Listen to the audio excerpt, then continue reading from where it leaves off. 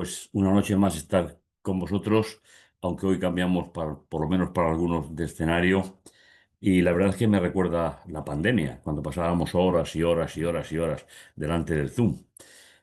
Así que si todavía nos acordamos, aún queda algo de historia de aquello.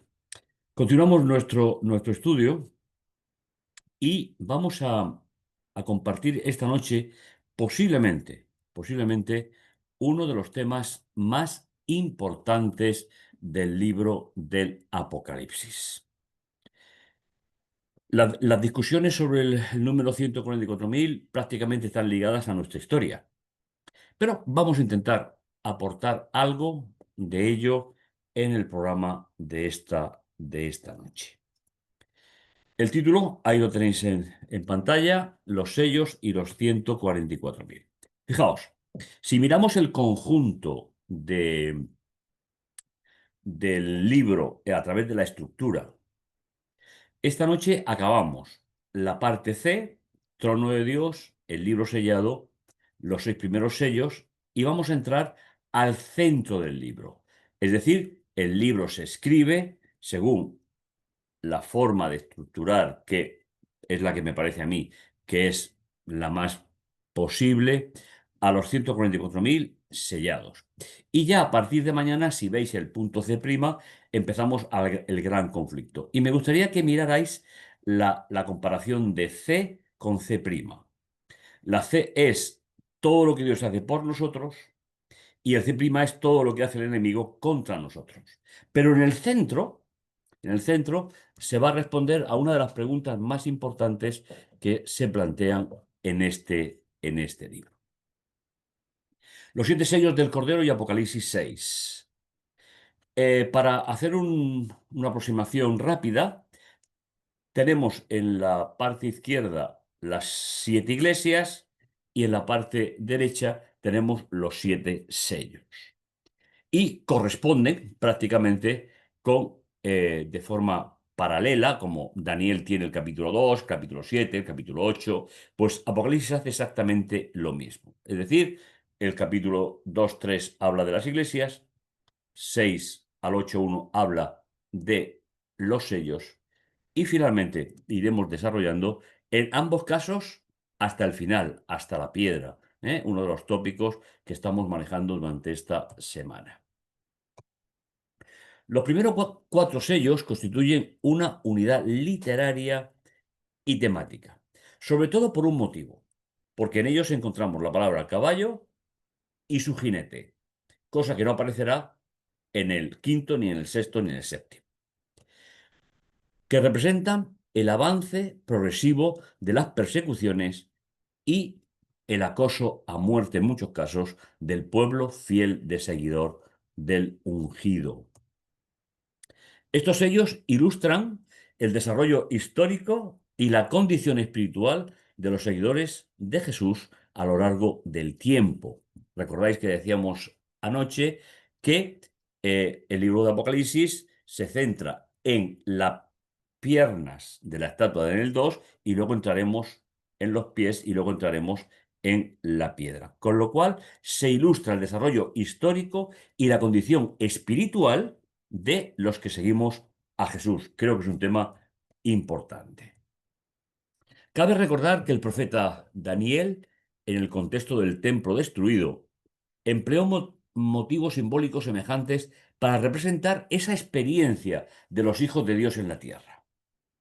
El Apocalipsis retoma y da mucha más amplitud este mismo lenguaje, aplicándolo ahora a los seguidores de el sumo sacerdote celestial. Es decir, Daniel se encarga del pueblo de Dios en el concepto total. Y Apocalipsis se trata, dentro de ese pueblo de Dios, se trata de los seguidores de Jesús, que lógicamente venimos después de su resurrección. Con lo cual, seguimos siendo pueblo de Dios, pero tenemos un condicionante que no tenían los anteriores. Nosotros somos seguidores también del Mesías. La revelación divina transmitida a través del Testamento, específicamente en el libro del Cordero que estamos leyendo, nos permitirá analizar una historia de carácter Es decir, se emplean los símbolos para mostrar las grandes verdades por las que pasan desde el primer siglo hasta el interior de la piedra los seguidores del Mesías. Daniel lo había sintetizado en términos proféticos. Tú, rey, viste una visión, una estatua grande.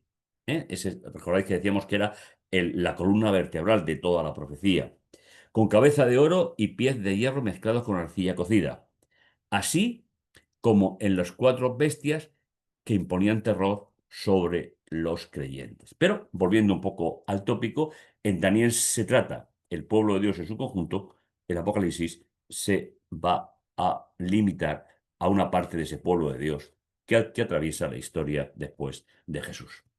En Apocalipsis, Juan retoma este patrón de revelación simbólica, representando ahora la autoridad destructiva mediante una caballería de muerte.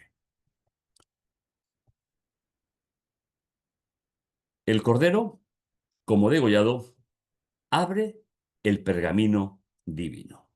Y la palabra abrir la tenéis en pantalla, entre paréntesis, aparece en el capítulo 6, en versículo 1, 3, 5 y 7. Ahí es donde vamos a encontrar cómo se va a ir abriendo ese testamento. Y dice el texto, y vi cuando abrió el cordero una de los 7 sellos y oí de uno de los 4 seres vivientes que decía a gran voz, ven. Es decir, a Juan se le invita. Es decir, recordáis que decíamos que en el libro de Daniel era el sumo sacerdote quien bajaba hasta donde estaba Daniel. Pero ahora Apocalipsis no. Apocalipsis va a transportar permanentemente a Juan a vivir las escenas celestiales. ¿Qué mejor forma de descorrer ese velo que está totalmente vedado para nosotros hasta que Jesús vuelva para que podamos? Entonces se le dice, ven, con una voz enfática a modo de trueno. Y aquí un caballo blanco. Estamos, no lo repetiré mucho, pero estamos en la época de la primera iglesia y el primer sello, que corresponden a la misma época, justamente el primer siglo y un poquito más del segundo siglo después de Cristo. Y aquí un caballo blanco, el que estaba sentado sobre él tenía un arco y le fue dada a él una corona y salió venciendo y para que venciera. No es una repetición caprichosa, sino simplemente es un superlativo. Es decir, Juan quiere que recordemos que es importante el concepto de victoria. Por eso lleva un arco, lleva una corona y vence. Estamos hablando de esa época en la cual Jesús estuvo entre nosotros, el comienzo de esa experiencia junto a él de la historia. Y cuando abrió el segundo sello, oí a otro ser viviente decir, ven. Es decir, a Juan se le hace el espectador privilegiado de la visión. Y salió otro caballo rojo.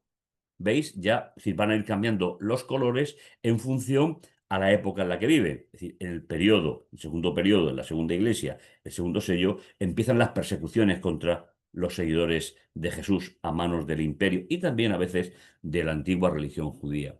Al que estaba sentado sobre él le fue dado a él quitar la paz de la tierra y para que unos a otros se degollaran y le fue dada una espada grande, es decir, una espada de ataque. Es decir, aquí estamos hablando del caballo de la muerte, de la sangre, ese segundo siglo, tercer siglo, donde empezaron las grandes persecuciones de los seguidores de Jesús. Y cuando se abrió el tercer sello, oí que decía, ven. Y fijaos, y aquí veis el color del caballo. Y aquí un caballo negro. Y el que estaba sentado sobre él tenía una balanza. Es decir, para pesar según sus criterios lo que hacía con los seguidores del Mesías. Veis que vamos increciendo. Es decir, el color nos permite ver la intensidad de los ataques. Y oí como voz en medio de los 4 seres vivientes que decía una medida de pesaje, Coenix es como se suele traducir el término, pero no, es medida de trigo por un denario, 3 de cebada. El aceite y el vino no los dañéis. Aquí está hablando de cómo se trata a lo largo de la historia al pueblo de Dios. Y utilizando, porque Palestina, eso no debemos de olvidarlo, es una zona mediterránea, ¿eh? Es una zona donde el cereal, el aceite y el mosto eran elementos fundamentales en no solamente en la alimentación, que sí que lo era, sino también en los ejemplos y en las parábolas. ¿Eh? Con lo cual, pues está hablando de cómo se persigue insistentemente al pueblo de seguidores de Jesús en la historia. Las leyes religiosas y políticas de esta época hicieron muchísimo daño a la verdadera enseñanza sobre Jesús. Y aunque hicimos un pequeño resumen o una pequeña mención el otro día, aunque la palabra cristiano se sigue utilizando como si fuese una realidad hoy, pero podemos pensar, o deberíamos de pensar, que el cristianismo como tal, es decir, los del camino que hablábamos la otra noche, se terminó a finales del primer siglo, cuando Juan muere, el propio autor del Apocalipsis.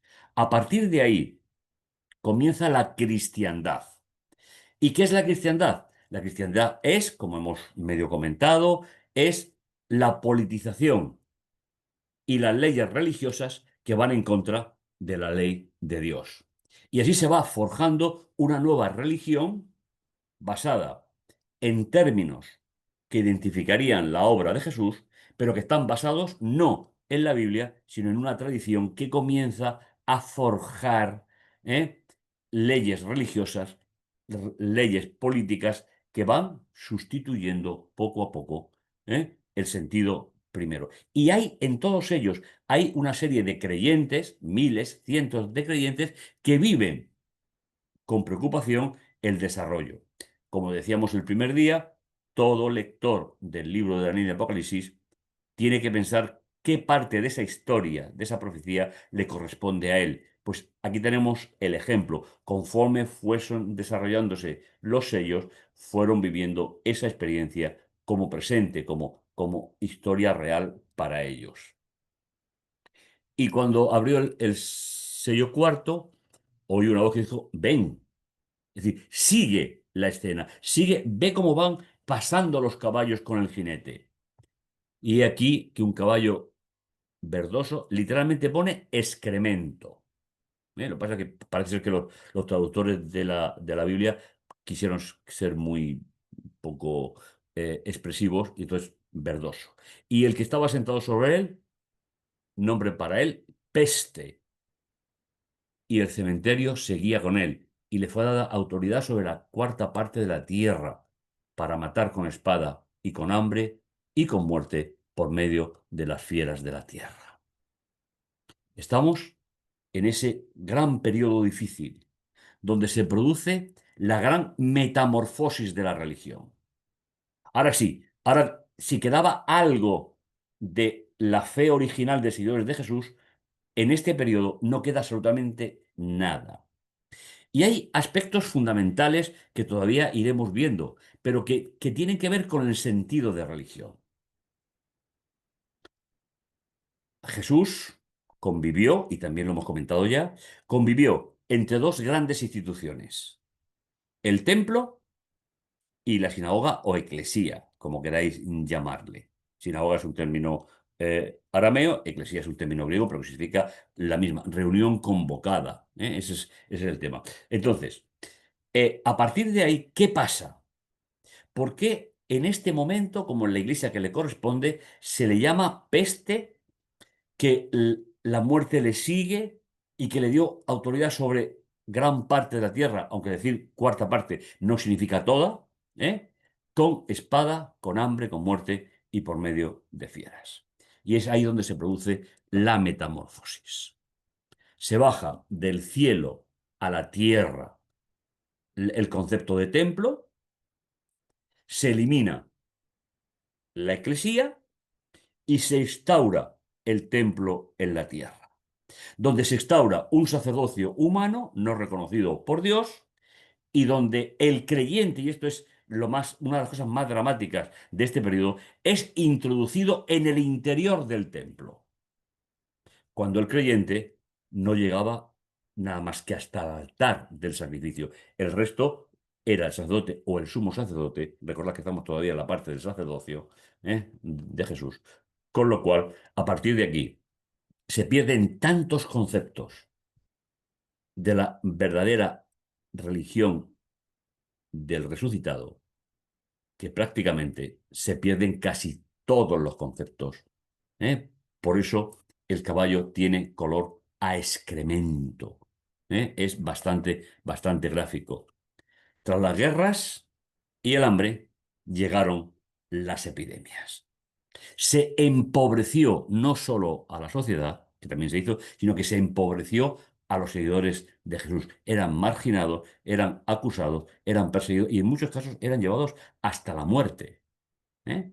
Eso la historia se encarga de contarnos todo ello.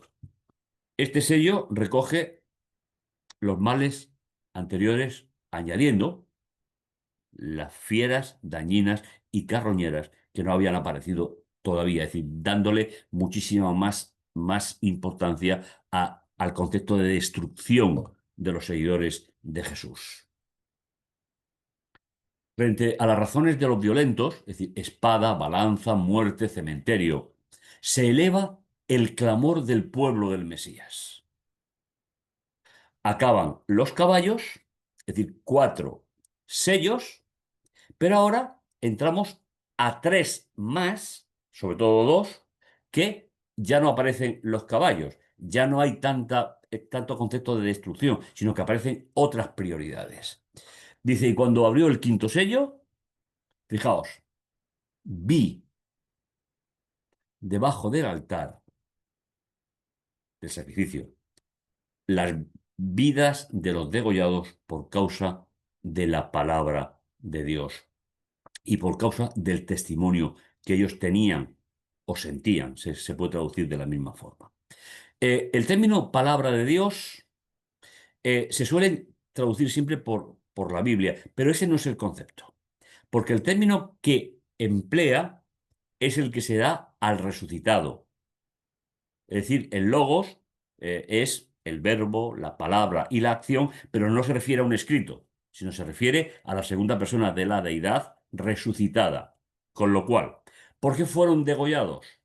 Por ser fieles en su relación personal con el resucitado, que apoyados en la Biblia, que ya no sería logos, sino sería gramata, es decir, escritura, dan testimonio de que lo tenían en su corazón, de que lo sentían, pero eran unos marginados. Y clamaron con voz diciendo, ¿hasta cuándo, oh soberano, santo, verdadero? ¿Hasta cuándo no das tu opinión? ¿O hasta cuándo no intervienes? ¿Eh? Y venga nuestra sangre de los que habitan sobre la tierra. Y a Juan se le transporta a una pequeña, en el versículo 11, a una pequeña escena de confianza. Y le fue dado a ellos, a cada uno, vestiduras blancas. Que por cierto, seguro que recordáis que es una de las características de la iglesia de la Odisea. Es decir, la vestidura blanca simboliza precisamente la victoria. Y fue dicho a ellos que descansaran un poco tiempo todavía hasta que se completaran también sus consiervos. Pero fijaos, ¿de quién está hablando aquí? Fijaos el versículo 9 y el versículo 10. Está hablando de a Juan se le muestran los fallecidos que han sido ejecutados por seguir al Logos resucitado, como resumen de todo lo que había predicado durante la encarnación. Y finalmente nos dice, fijaos, yo he traducido, no sé si os habéis dado cuenta, no he traducido por almas. Es decir, si cogéis las Biblias habituales, nos dice, y cuando abrió el quinto sello, vi debajo del altar las almas de los degollados por causa de la palabra de Dios. Pero el término alma se utiliza mal, pero viene de la tradición de las traducciones de la época de la Reforma, y ellos pensaban, como piensa mucha gente, que cuando mueres el alma es inmortal. No, nosotros pensamos que cuando fallecemos dormimos en el Señor, inconscientemente, pero no en la mente de Dios, esperamos la resurrección. Con lo cual, hasta ahora, lo que vamos a hablar es de los que han fallecido. Y nos queda el siguiente sello para hablar de los que todavía no han fallecido. Nosotros podemos formar parte de estos dos grupos. O podemos pasar al descanso o podemos estar vivos hasta que Jesús venga. Con lo cual, el quinto sello ya es historia. Habla del recuerdo de Dios y de forma metafórica, en esa visión que Juan está viendo, los que fallecieron, y esto es una hipérbole, es una forma de expresar. Sabemos, lo acabamos de decir, que los que fallecieron duermen en el Señor. Pero la forma en que Juan está visionando esa visión es que vio el testimonio que Dios le mostró, no porque estuvieran vivos, sino porque había sido el testimonio que Dios le reconocía, ¿eh? Por haber vivido y fallecido en muchos casos por el testimonio que ellos tenían sobre el resucitado que conocía. Y fue dado a ellos, hemos dicho, vestiduras blancas, y se le dijo, tenéis que esperar todavía, hasta que se complete también sus consiervos y sus hermanos, los que están a punto de ser muertos, como también a ellos. ¿Veis? La última parte son los que están vivos. En el periodo del quinto sello, que es justamente el anterior a lo que va a ser el sexto, ¿eh? Y eso es importante para que veamos la cronología. Con este acabamos con los que fallecieron y entramos con los que están vivos, ¿eh? Por eso dice, completarán también con sus consiervos y sus hermanos, que algunos morirán a partir de aquí y otros no morirán según el tiempo. Y cuando se abrió el séptimo sello, se muestra cómo el universo se quiebra. Estamos en una visión, ¿eh? Es decir, no tenemos por qué buscar exactamente acontecimientos históricos, pero se encuentran algunos, es cierto, pero la idea fundamental es, ¿qué nos está diciendo este sexto sello? Un terremoto grande ocurrió, la Tierra, en la visión, la Tierra gime, la Tierra llora, el sol se volvió negro como saco de pelo. Fijaos qué traducción tan bonita. Negro como el saco de pelo. Cayeron a la tierra, como higuera arroja sus higos verdes, siendo sacudida por un viento grande. El sexto sello. Como están vivos, se muestra cómo la naturaleza se quiebra, ante lo que ha ocurrido durante toda esa historia. Y el cielo fue apartado como un libro siendo enrollado, y todo monte e isla de sus lugares fueron movidos. Recordad, estamos en una visión, donde la descripción está haciendo un mensaje espiritual, no un mensaje literal sobre la tierra, aunque es cierto que coincide con algunas de las cosas que han pasado en el periodo de la sexta iglesia y en el periodo del sexto sello. Y los reyes de la tierra, los grandes, los comandantes, los ricos, los fuertes, todo esclavo y libre, se escondieron en las cuevas, en la roca de los montes. Y dicen, y dicen a los montes, caed sobre nosotros. ¿Quiénes son? Los grandes, los capitanes, los ricos. Es decir, los que sirvieron a ese sistema político religioso corrupto, ahora se dan cuenta de que va a haber un sellamiento, que es lo que vamos a ver a continuación. Y entonces prefieren morir a enfrentar en vida ese paso del sexto sello hacia adelante. Cae sobre nosotros y escondernos del rostro del que está sentado sobre el trono y de la ira del Cordero. Aquí me gustaría hacer un contexto teológico sobre la palabra ira. Es cierto que el término original es ira. Eso, si no, yo lo habría cambiado. Pero nosotros no podemos entender la ira de Dios o del Cordero como la nuestra, sino que la ira de Dios es igual para Dios que la gracia de Dios. Y me explico.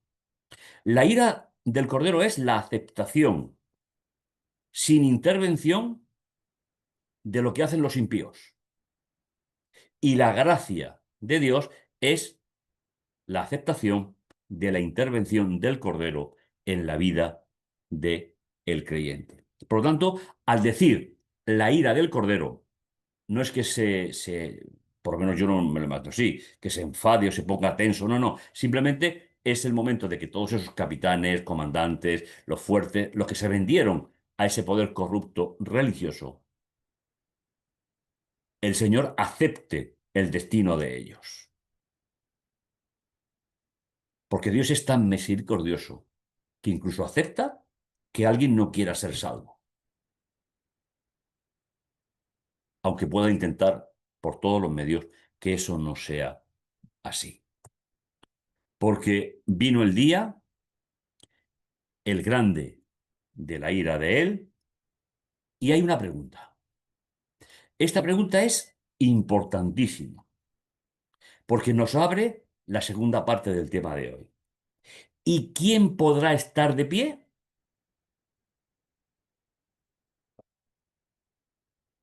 Juan estaba presenciando esto y él oye esta pregunta. Si todo el mundo se ha corrompido, ¿quién podrá permanecer en pie cuando venga el Mesías por segunda vez? Y esta pregunta no tenemos que contestarla nosotros, porque Juan la contesta. ¿De acuerdo? Ira de ellos, en plural, apunta a la colectividad de los enemigos de Dios. No es un solo individuo.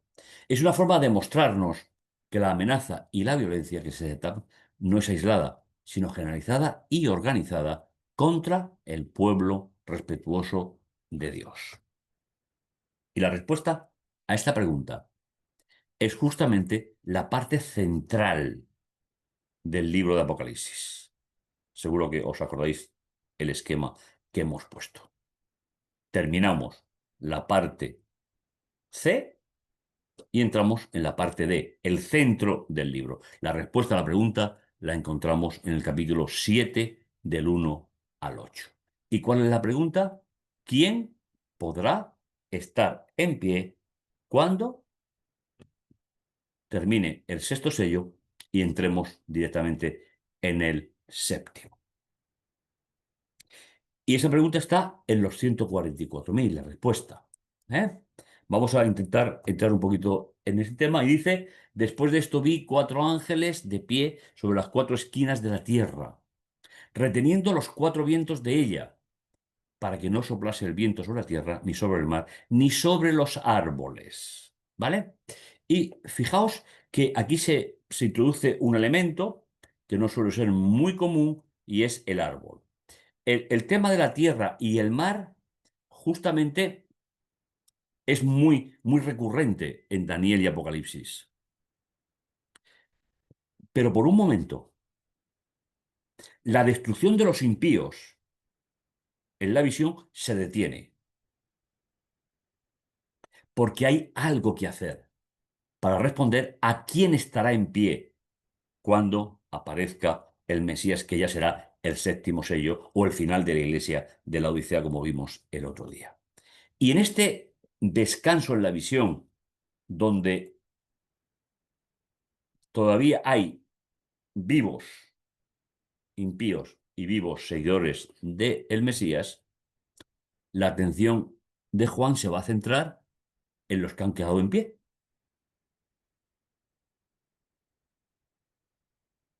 y el mensaje de los 144.000 va dirigido hacia ellos. Los cuatro vientos de la tierra identifica el conflicto mencionado en los sellos. Y los vientos son sinónimos de los azotes contra los impíos. Es decir, los cuatro vientos de la tierra, que es algo muy recurrente en Daniel, en Apocalipsis, están hablando de que se implica completamente el planeta. Para que no sople el viento la tierra, ni sobre el mar, ni sobre todo árbol. El viento, igualmente es sinónimo de la opinión que Dios tiene sobre los impíos. Es decir, se sujetan los vientos de los cuatro puntos cardinales de la tierra hasta que haya un pueblo sellado. Y después se soltarán esos vientos y habrá la diferencia final entre los seguidores de Jesús y los que no son seguidores de Jesús. Eh, la actividad divina es la misma para los seguidores que para los rebeldes. Aceptar la decisión de ellos. En el caso del pueblo de seguidores del Cordero, es el Cordero el que los ha perdonado. No es algo nuestro, no es algo que los redimidos tengan en su bagaje personal. Y por lo tanto no son pecadores responsables de los pecados presentados ante su presencia. Esta parte es decisiva, importante. En el caso del pueblo de los seguidores, es el Cordero el perdonador. Y pecado perdonado, nunca más por una eternidad sin fin, se nos podrá pedir explicaciones sobre ese pecado perdonado en toda la obra del santuario del templo. El impío no se podrá defender por sí mismo. Y recordáis lo que decíamos en el programa anterior, el concepto de juicio bíblico, a diferencia de los juicios romanos, griegos o incluso mesopotámicos. Es decir, ¿cuál es el plan de salvación? Como punto de partida, todos los seres humanos somos exactamente igual. Somos pecadores por condición, no por actuación. La actuación es la consecuencia. Pero Jesús, en la tierra, solucionó el problema.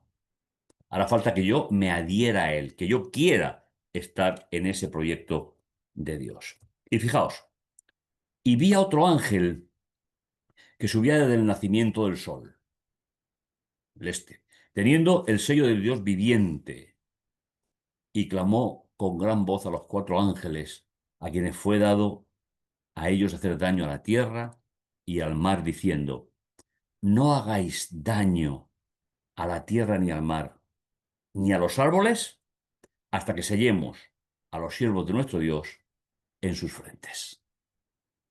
Recordad, estamos hablando de quién va a permanecer en pie. El mar es el lugar profético de donde salen los poderes del mar para imponerse en la superficie de la tierra. Fijaos, Daniel, el antecedente de Apocalipsis. En mi visión nocturna vi como los cuatro vientos de los cielos agitaban el gran mar y cómo cuatro bestias gigantescas diferentes salían del mar y se dirigían a la tierra. Con lo cual, el conflicto no es el mar o la tierra. Hay que sellar a los árboles, que es el tercer elemento en discordia. ¿Por qué se detiene el proceso? Simplemente hasta que sean sellados los que van a permanecer en pie, vivos hasta la segunda venida de Jesús, identificados por el número 144. Los anteriores, recordad, estaban debajo del altar, son salvos, pero esperando la resurrección. Y como decíamos hace un instante, nosotros podemos permanecer o pasar al descanso. Entonces, perteneceríamos al primer grupo. Si estamos vivos, en la fase final de la historia, entonces seremos sellados, como embajadores de nuestro Dios en nuestras frentes. En esa cultura grecorromana y judía de la época de Juan, un sello tenía la autoridad legal y garantizaba autenticidad o propiedad. No solamente se sellaban los animales, también a los esclavos, por ejemplo, aunque sea otro tema. En este contexto, los árboles son los vencedores de la iglesia de la Odisea. Recordad que estamos en el sexto sello, se pregunta quién va a permanecer en pie, con lo cual ya no importa, cuando estamos en este sello, qué ha pasado anteriormente. Están en el recuerdo de Dios. Pero siempre habrá una última generación, representados por un número simbólico, en superlativo, 12 por 12 por 1000. 12, y lo decíamos anoche, es el pueblo fiel del Cordero a través de la nueva alianza. 12 en Israel, las tribus, eran los fieles al plan de Dios. Y ahora somos fieles al plan de Dios, pero a través de la intervención del Cordero resucitado en la nueva alianza. Y fijaos, en este pequeño esquema rápido tenemos no herir a la tierra, al mar o a los árboles. Pero ¿contra quién va la amenaza? La amenaza va contra la tierra y el mar. Y finalmente en el 3 nos dice no hieras a la tierra, el mar y a los árboles. Es una estructura muy bonita donde pone en el centro para quién va la amenaza. ¿De acuerdo? Entonces, no hieras hasta que se selle representado por los árboles. Está claro que los que son protegidos son los árboles. ¿De dónde se toma este símbolo? El trasfondo profético lo encontramos en Daniel 4, el sueño de Nabucodonosor y el árbol.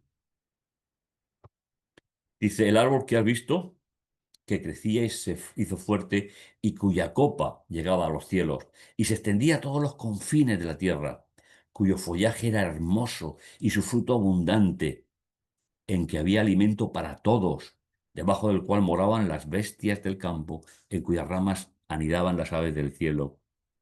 Eres tú mismo, oh Rey, que creciste y te hiciste fuerte, pues tu grandeza creció hasta llegar a los cielos y tu dominio hasta los confines de la tierra. ¿Veis? El árbol que has visto es utilizado por Daniel para identificar a un creyente en proceso. Es verdad que Nabucodonosor vivió diferentes etapas, pero el conflicto de los siglos dice que fue salvo al final de sus días. Con lo cual, ese ejemplo del árbol es el que nos permite hablar de los que permanecerá en pie hasta la venida de Jesús. Y el número que oí de los cercados con un sello, 144.000, sellado de toda tribu de los hijos de Israel. Mirad, aquí tenemos que ver algunos detalles importantes. En primer lugar, todo el texto es simbólico. Todo. La tierra, el mar, los árboles y las tribus de Israel, porque ya no existían en la época de Juan y no han vuelto a existir nunca más. Con lo cual, no se puede pretender que esto sea un número literal, porque entonces tendría que ser de la tribu de Israel concretamente, que no tiene ninguna función al final del tiempo, sino que es 12 por 12 por 1000.